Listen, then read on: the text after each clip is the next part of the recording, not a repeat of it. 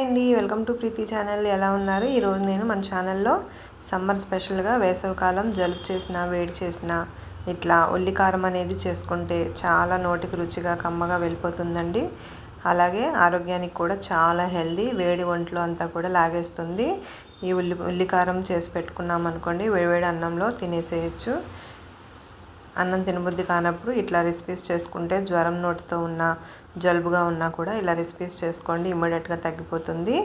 ఇప్పుడు మనము ఈ ఉల్లికారం రెసిపీని ఎలా చేసుకోవాలో చూపిస్తాను. వీడియో స్కిప్ చేయకుండా చూసేయండి. మరి ముందుగా ఈ ఉల్లికారానికి పెద్ద సైజు ఉల్లిపాయలు తీసుకున్నానండి నేను ఇక్కడ. మీరు చిన్నవైతే ఒక 2 తీసుకోండి.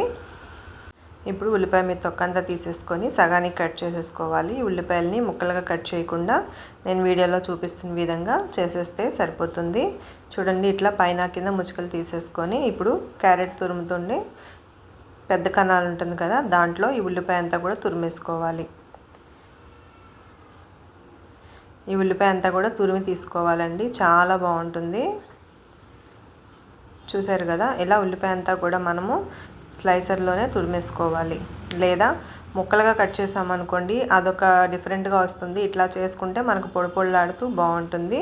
ఇలా తురుము పక్కన పెట్టుకోవాలి. ఇప్పుడు స్టవ్ మీద కడాయి ఆన్ చేసుకొని 1 స్పూన్ ధనియాలు, 1 స్పూన్ జీలకర్ర, 1/2 స్పూన్ ఆవాలు వేసుకొని ఫ్రై చేసుకోవాలి. ఇవన్నీ కూడా పచ్చివాసన పోయి దోరగా వేగాలి. ఇలా వేగి మంచి స్మెల్ వస్తుంది అన్నప్పుడు కొంచెం చింతపండు వేసుకోవాలి, ఒక 2 ఇంచుల వరకు. చాలా తక్కువ, అంటే మనం తీసుకున్న ఉల్లిపాయ మిశ్రమాన్ని బట్టి. ఇప్పుడు స్టవ్ మీద కడాయి ఆన్ చేసుకొని కాస్తంత ఆయిల్ తీసుకొని ఉల్లిపాయలను రోస్ట్గా ఫ్రై చేసుకోవాలి. మనం బిర్యానీస్లో వేస్తాం కదా, బ్రౌనిష్గా అట్లా రావాలి ఉల్లిపాయ అనేది.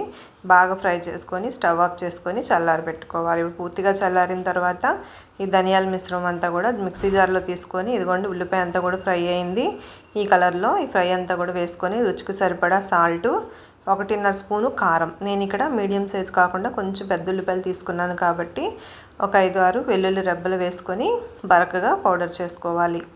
ఫైనల్గా ఇందులో ఆయిల్ ఇంకొంచెం తీసుకొని దాంట్లో ఒక 2 స్పూన్ల వరకు పల్లీలు ఫ్రై చేసుకోవాలి. పచ్చిశనగపప్పు కూడా వేసుకోవచ్చండి. నేను ఇక్కడ పల్లీలు మాత్రమే ఫ్రై చేసుకున్నాను.